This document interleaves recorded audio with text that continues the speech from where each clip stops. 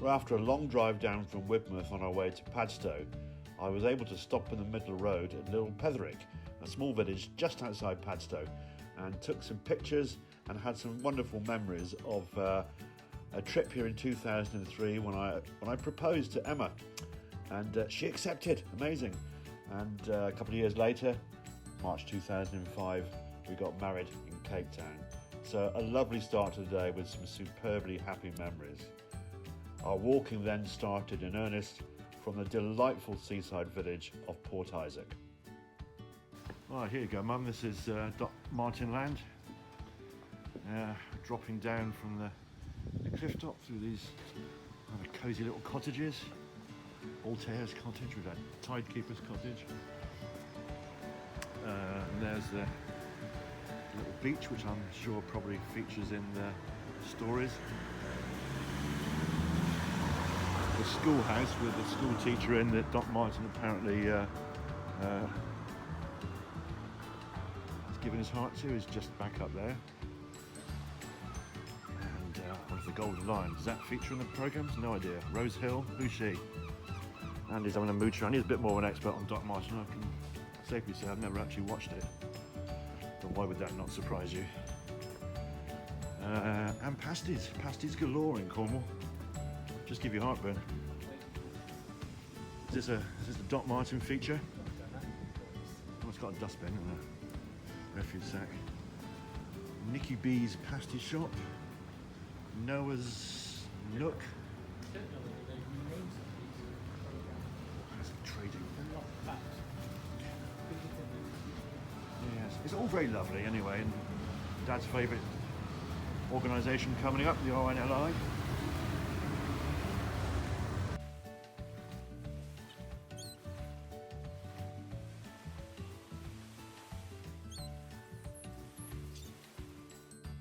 Hello again, walking fans. Day 5 of the Cornwall-based expedition. Left Devon behind, deep into North Cornwall now. Just a bit of a style negotiation to get through. And just come out of Doc Martin village, Port Isaac, and lovely it is too. And an intoxicating smell of the fruits of the sea at a little fish merchant's right down on the, well, basically on the bay and the harbour, tiny harbour. And I had to strain every sinew not to go in and gorge on oysters. Leave that perhaps later. I've got it in my mind, and the sort of marine smell, aroma is seducing me somewhat. About a 12-miler ahead today, round to Padstow I. Can't wait to get there. We've dropped one car off already. Such a familiar place from recent holidays and childhood.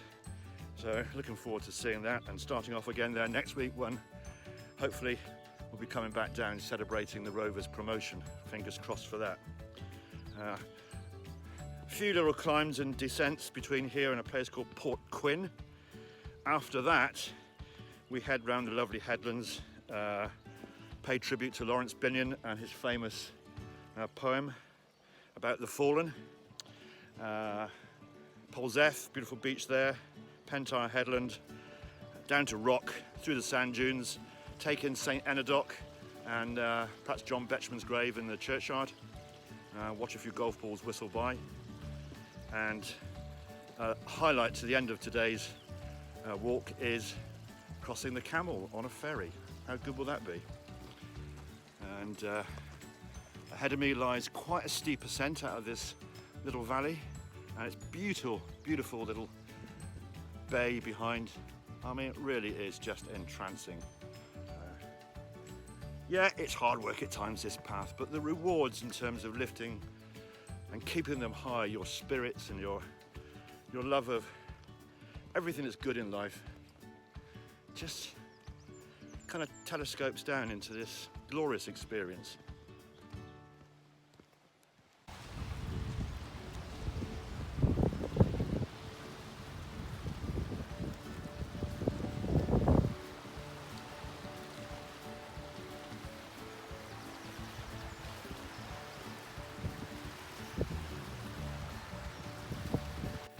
difficult, I know, to sort of see any negatives when you're walking on the coast path.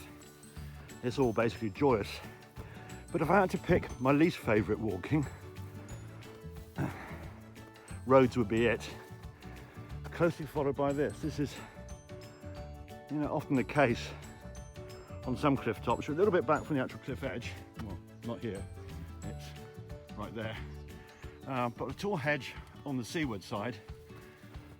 Fortunately not barbed wire fence or electrified on the left hand side, but you're sort of corralled into a little groove, which when you're wearing shorts can be a pain because you might not spot the little clump of stingers and they come and sting you. Fortunately it's opening up a bit now, so that's good.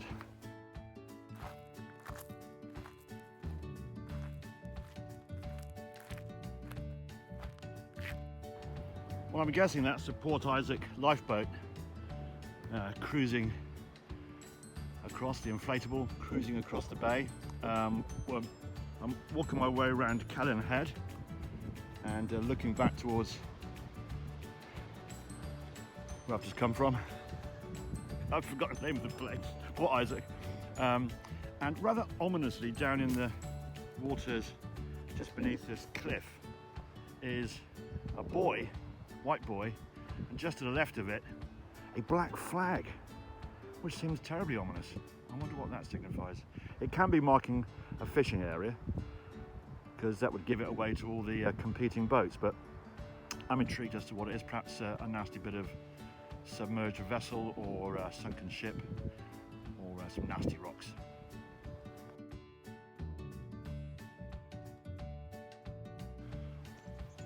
Well, just arriving in this charming little bay, Port Quin. Not much to it. Andy's already there on the slipway. Another imposing Edwardian villa up on the hill there overlooking the little port itself, and lots of majestic houses and a beautiful chapel or church tucked into the slightly into the lee of that hill. I'll be passing that by I'm sure in a while. But this is a lovely looking place. Not much I think here in terms of facilities, but it's a welcome point to have late morning coffee. So let me just get down there. What I really fancy is a plate of oysters on the half shell, but I think I'm going to get that here.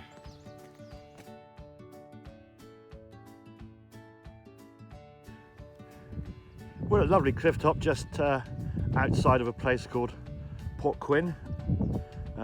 In the distance, just behind that hillock, that rocky hillock, is Doyden Castle, and the bloke you might be able to see with the blue jeans on and rucksack still can't find it. He was asked directions for the castle and he's missed it. He's about to go over the cliff edge if he's not careful. His missus looked rather despairing.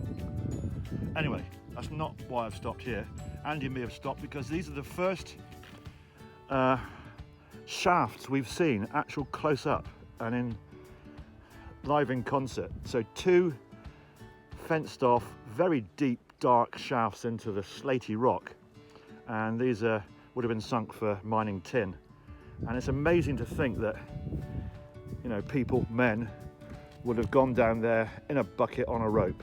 They cut the hole in the first place. Yeah, and exactly. They had to dig the ruddy thing out in the first place. So some rather inspiring, but inspiring in the sense that the people who dug all this out did it all by flipping hand. This is well before the age of mechanisation. I have nothing respect and sympathy really for the hard lives they must have led, but look at that, that's quite a gaping chasm.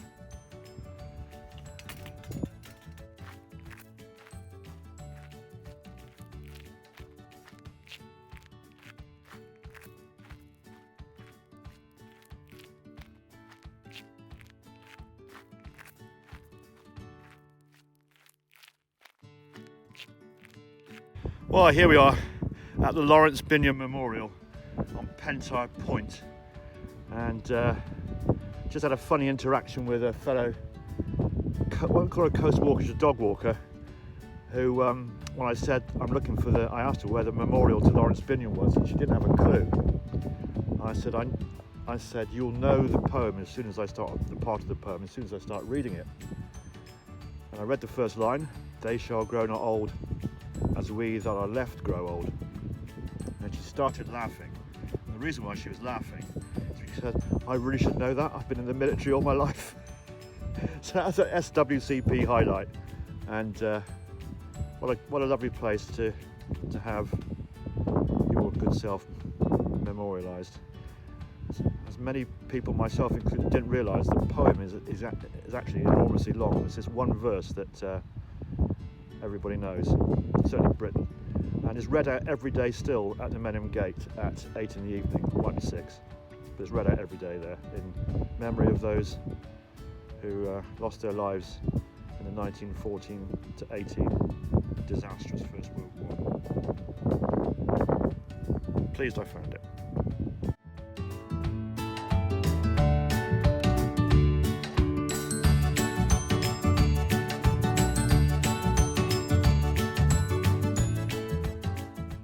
Where those two people are walking on the beach, where there's a thin skin of water over the lovely sand.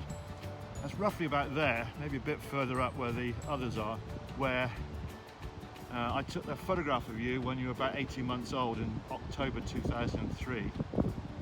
You would have only just been walking, and a picture of you wearing a red bobble hat and like a light brown overcoat, I suppose, walking across those sands, happy as a sandboy. Lovely memories.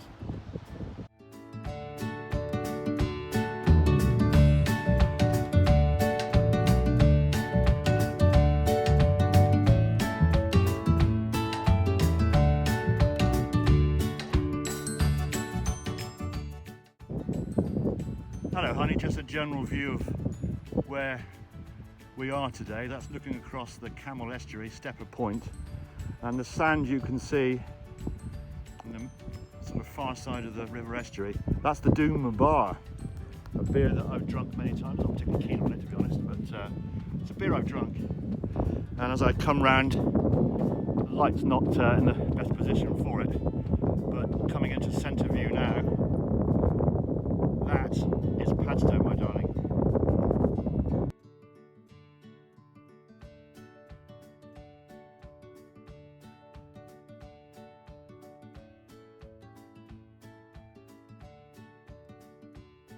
Hi walking fans, today's leg was from Port Isaac to Padstow. We're walking through the sand dunes just to the west of Rock, on the north side of the Camel estuary, ready to get the ferry across to Padstow. Superb day's walking, much easier than the previous 4, and we've now covered all the way from Clovelly in Devon to Padstow in Cornwall. And next week from Monday, we'll be heading further south from Padstow. 5 days of walking to get us down to Portreath. No massive days. We've got big drives to do this with our base in Widmouth Bay at Penholt Farm. So a lot more driving to get to our start and finish points. But it's got to be done, and it tees up nicely the trip we have booked up for September. Looking forward to that, but looking forward to a lot of other things as well. Anyway, Padstow beckons. Likely events of emergency. Please remain seated and await further instructions from the crew. Thank you.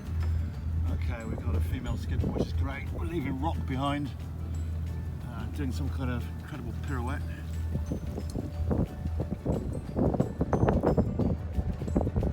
And across the Camel, that's the final part of our SWCP leg from Port Isaac to Padstow. And I can't tell you how happy doing something like this makes me.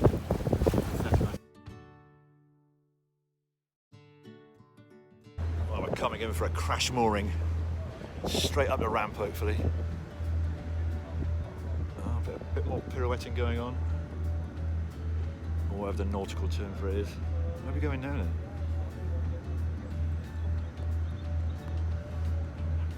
you just get dumped. Right, I think it was coming into the landing. Maybe you just get dumped in the Camel. Some bloke taking a photograph of a cave over there. Or is he having a piss? I'm not quite sure. Heading into the current. I can highly recommend this is a way to spend your time. Sure beats working. Can it get any more exciting? Padstow sea life. Those are the ones we saw scooting across. See the dunes? Proof positive it's sand. Oh, I've got to point the wrong fucking way. So I felt like good. I'm filming that way. Today's walk started with me thinking about proposals and getting married, and it kind of ends with it. As I wandered through Padstow, had a look into the seafood restaurant and thought a lot about my best beloved. So my song for the day had to be one very much linked to us getting married. It's the first song we danced to, Fly Me to the Moon, Frank Sinatra, old Blue Eyes himself. What a great day's walking and great memories.